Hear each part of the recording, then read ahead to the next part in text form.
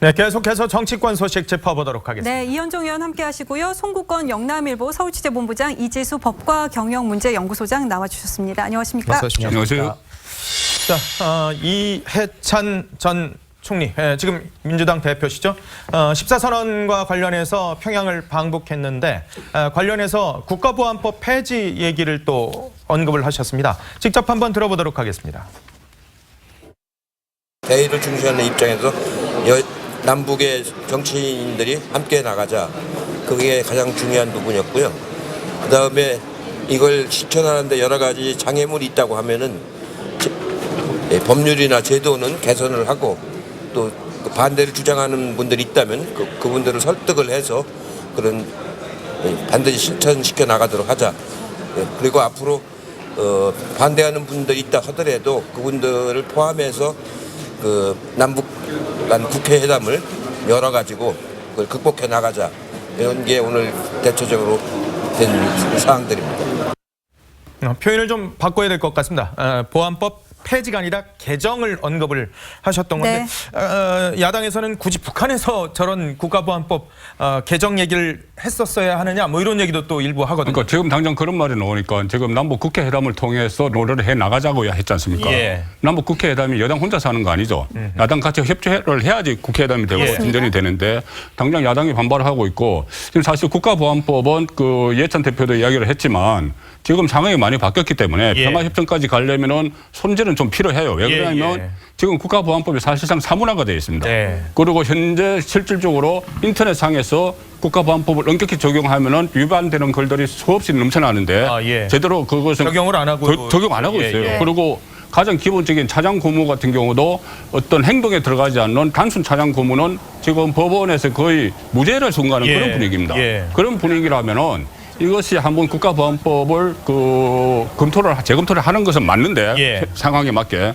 그런데 그 문제 제기를 여당 대표, 지금 물론 노무현 재단 대표 이사장 자격으로 갔지만은 여당 대표가 북한에 가서 그 문제를 이야기하고 국가보안법의 주된 그 생겨난 이유부터가 북한 때문입니다. 그런데 거기서 이야기를 하고 그것을 또 국회 회담까지 해서 이야기를 하니까 오히려 저렇게 이야기하고 저렇게 절차를 밟아 나가는 것이 더 어렵게 만들어버리는 그런 결과를 낳게 되겠죠. 그러니까 이해찬 대표가 민주당 대표이긴 하지만 말씀하신 대로 노무현 재단의 이사장 자격으로 간 것이거든요. 저기서 국보법 발언을 한 것을 저희가 어떻게 해석을 해야 되는 것인지. 글쎄요, 뭐 어쨌든 남과 북이 지금 평화 프로세스 이제 좋은 관계 개선을 해 나가는 데 있어서 사실 법과 제도 이런 것들을 고쳐야 할 부분이 있는 것만큼은 사실입니다. 그 일환으로서 국가보안법도 아마 언급이 된 걸로 저는 이해하고 있는데요.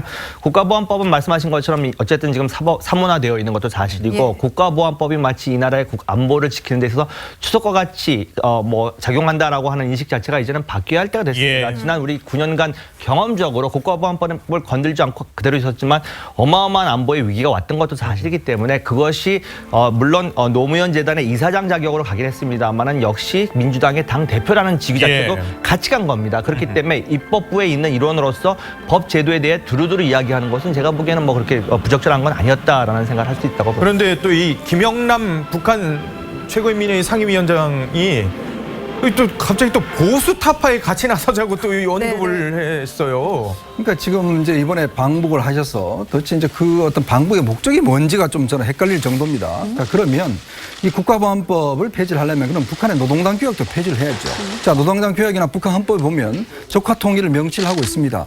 자, 그러면 적화 통일을 법적으로 명시를 하고 있는 나라에서 우리만 국가보안법을 개정하겠다? 이건 말이 안 되는 거 아니겠습니까?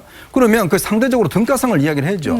우리가 어느 정도 개정을 하게 되면 저쪽도 마찬가지로 우리를 침략하고 있는 법률적 장치들을 해제하는 그런 조건 하에서 협상이 이루어진다면 모르겠습니다만은 그러나 그걸 필요 없이 우리가 먼저 그러면 국가보안법을 없애버리고 그다음 우리가 막을 수 있는 법적 군사적 장치들을 다 해제해버린다고 한다면 우리로서는 어떤 면에서 방어막이 없어진 결과 아니겠어요? 그런 측면들을 또 더군다나 이거는 사실은 어떤 면에서 보면 국내에 들어와서 우리의 여야 어떤 협상을 통해서 이야기를 해야지 그걸 어떤 상대국인 북한에 가서 약속을 하고 한다는 것 자체 또 김영남 위원장은 그런 식으로 또 이야기를 한다는 것 보면 이거는 누구가 같은 편인지도 모를 그런 헷갈리는 저는 솔직히 그런 느낌도 듭니다. 사실 지금까지 남과 북이 어떤 협약을 하거나 약속을 했었을 때 우리만 일방적으로 약속한 경우 한 번도 없었습니다. 서로가 양보를 했었고 군사 문제만 하더라도 서로가 같이 뒤로 물러나거나 어떤 상호주의에 입각해서 진전이 되어 왔던 상황인데 그것이 지금 뭐 법률과 제도를 갖다가 우리가 고친다면 그쪽도 역시 마찬가지로 그런 것들을 요청을 하겠죠. 협의 과정 중에 우리만 고칠 일은 절대 없다라고 보고요. 그런 상황에서 또 특히 이해찬 총리 같은 경우에 지금 당대표 같은 경우에는 이 어떤 집권 여당의 당대표라고 하는 부분에서 우리가 이제 제도 개선을 하는 데 있어서 이런 이야기들을 이제 우리는 화두로 던질 수 있다라고 저는 충분히 보고 있습니다. 근데 이거 상호주의가 이 부분은 또 뭐죠? 군사 문제에 대해서도 상호주의라는 이야기가 있고 상호주의가 아니라는 이야기도 있는데 이 부분에 대해서는 우리가 문재인 정부 들어서 그 국정원의 대공 수사 업무를 거의 뭐 경찰에 다 넘겼어요. 국정원 대공수사 업무 손 놓은 상태입니다. 그리고 최근 들어서 뭐 국가보안법으로 누가 구속됐다. 이거 한 명 구속되던 뉴스가 될 정도로 국가보안법 엄격히 적용을 하지 않고 대공수사권도 국정원에서 손을 놨기 때문에 그 상황에 거기에 맞는 조치를 북한에서 취하고 있는지 상호주의로 그것을 한번 따져보고 나서 이 문제를 제기를 했어야 될 것 같아요. 네. 자, 이해찬 대표는 또 다시 한번 북한에서 또 장기 집권을 강조하기도 했었는데요. 한번 들어보도록 하겠습니다. 오늘 이 모임으로 시작해서 앞으로도 국회 간의 교류를 더 많이 하고 그래서 적어도 정치인들이 이 역사적 흐름을 책임진다는 그런 자세로 임해야 되겠다 이렇게 생각을 하고 저도 당대표를 맡고 있는 사람으로서 제가 여러 번 말씀드렸습니다만 우리가 정권을 뺏기면은 하고 싶어도 또 못하기 때문에 제가 살아있는 동안은 절대로 안 뺏기게 그렇게 당을 아주 철통같이 방어하려고 지금 단단히 마음 먹고 있습니다. 네, 이해찬 대표가 앞서서 지난달에 기자간담회를 하면서 40년 장기 집권. 처음엔 20년이었었어요. 네, 20년. 20년이 40년까지 늘어났었거든요. 이번에는 내가 살아있는 한 절대로 뺏기지 않겠다 이런 말을 했습니다. 뭐 정당의 목표가 일단 정권을 당연히 정권이죠. 당연히 당대표를 할 수 있는 이야기죠. 근데 어디서 한 거가 중요하지 않습니까? 그걸 왜 북한에 가서 이야기를 하시죠? 예를 들어 우리 국민들 앞에 정말 우리가 이렇게 할 테니까 계속 지지해 주십시오. 이렇게 이야기하면 국민도 납득이 갈 겁니다. 자, 근데 지금 문제는 남북 관계가 과연 그러면 야당 때문에 즉 보수 야당 때문에 지금 얼그러졌느냐? 우리가 금강산 관광 그게 왜 중단됐습니까? 박광자씨 피살 사건 때문에 중단됐지 않습니까? 즉 북한이 우리가 간 여행 계획을 갖다가 총으로 쏴서 그 사망해서 그것 때문에 금강산 중단됐고 개성공단 북한이 핵실험 ICBM 쏟기 때문에 중단됐지 않습니까? 그 출발점이 바로 거기에 있습니다. 근데 그 어떤 것들을 사실은 그냥 그때의 어떤 정권의 책임으로 떠넘기면서 우리가 되면 그렇게 안 할 것이라고 이야기하는데 그러면 남북관계라는 게 지속 가능해야 됩니다. 즉 어느 정당이 잡든지 간에 남북관계는 지속 가능하게 만드는 게 중요한 것이죠. 그렇죠. 민주당만 잡으면 남북관계가 되고 다른 야당이 잡으면 안 된다? 이제 그런 식의 사고방식 그렇기 때문에 우리가 계속 잡겠다? 그걸 누구 앞에 약속을 합니까? 국민 앞에 약속을 해야죠. 근데 왜 김영남 위원장 앞에서 약속을 합니까? 그러니까 지역적인 문제를 들릴지 모르겠지만 이해찬 그 대표가 정권을 빼앗긴다는 이야기를 2번 했어요. 그전에 6.15 선언이나 뭐 14선언이 이게 안 되는 이유도 그걸 빼앗겼기 때문에 이야기를 했습니다. 그런데 정권은 국민들이 어쨌든 나중에 그 보수 정권이 실패를 하고 잘못했지만은 정권은 국민들이 선택을 했던 것이죠. 그 용어 자체가 그렇고 또 하나는 문재인 대통령께서도 뭐 정권을 빼앗겼다는 표현은 안 했지만은 정권이 교체됐기 때문에 그 6.15나 14선언이 이행이 안 됐다고 이야기를 했습니다. 그런데 지금 말씀하신 것처럼 그것은 보수 정권의 그 도전이기도 했지만은 결과적으로 미사일 실험, 핵실험을 했고 그 금강산에서 관광객 피살 사건이 일어났기 때문에 일어난 일일 수도 있는데 이것은 무시를 하고 단순히 정권 교체 때문에 안 됐다고 이야기하는 거는 그 뭐 국민들께서 어떻게 납득하실지 모르죠. 저는 좀 다른 생각을 하고 있는데 지난 20년간 우리는 경험적으로 알고 있습니다. 사실은 뭐 누가 이 남북의 교착 상태를 만들었냐의 원인에 대해서는 여러 견해가 있을 수 있습니다. 저쪽이 제공했느냐 우리가 제공했느냐. 하지만 분명한 것은 보수 정권이 9년간 잡았을 때 우리는 전쟁 일보 직전까지 갔던 것도 국민들이 다 경험적으로 알고 있는 거고 지금 뭐 김영남 앞에서 약속을 했다라고 말씀하시는데 김영남이 약속의 대상이 되질 않습니다.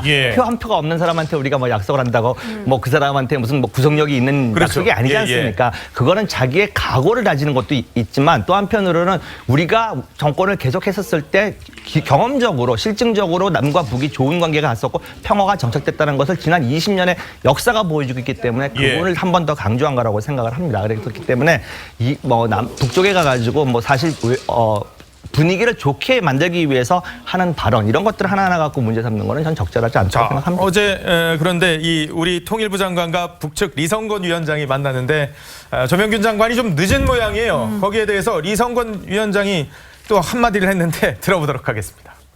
없어. 내가 시계를 당장 가서 좋은 거 좀 사야겠어. 걔도 관념이 없으면 시계가 주인 닮아서 저게 또 준단 말이에요.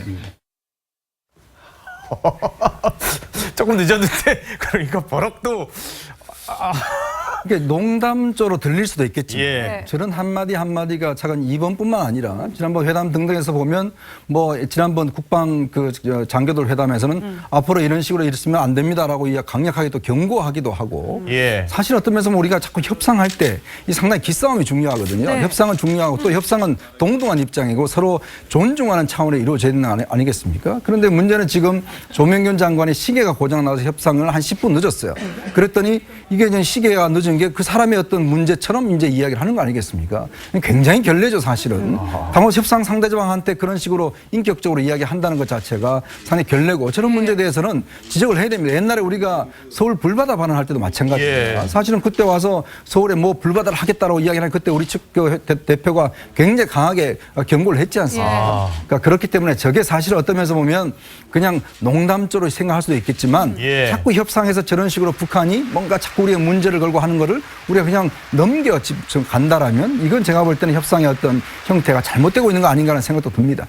뭐 잘 알려졌듯이 이성권은 참 직설적인 사람입니다. 저돌적인 사람이죠. 저돌적인 사람이고 예. 뭐 거침없이 언사를 이제 하는데 예. 10분 전에 와서 자기는 기다렸다고 합니다. 사실은 어떻게 보면은 손님에 대한 예의를 갖추기 위해서 10분 전에 현장에 와서 기다리고 있었었는데 아, 그러면 조합 20분을 예, 기다리는 정확하게 한 3분 늦었습니다. 조명균 아. 장관께서 3분 늦었더니 이제 저런 식으로 이제 좀 직설적인 발언을 했는데 저는 저게 그냥 하나의 해프닝이라고 생각을 하고 싶은데요. 예. 분명히 근데 좀 걱정되는 부분은 자꾸 뭐 3분을 늦었다라는 게 큰 의미가 아니다라고는 하지만은 아직까지는 우리가 조금 긴장을 해야 될 부분이 있습니다. 예. 아직 남북 관계가 완전하게 뭐 반석 위에 네. 평화가 정착된 게 아닌데 약간 당국자들이 긴장감이 풀린 게 아닌가라는 좀 인상을 지울 수 없었고 이것이 기우이기를 바랍니다. 예. 지난번에 뭐 이해성 대표도 갔었을 때 뭐 저쪽에 뭐 기다리게 했다거나 이런 것들은 사실 남북 관계가 아직까지는 정말로 위험한 상황에 놓여 있기 때문에 우리 당국자들도 좀 긴장을 하고 말씀하신 것처럼 예. 싸움에서도 결코 져서는 안 된다라는 것도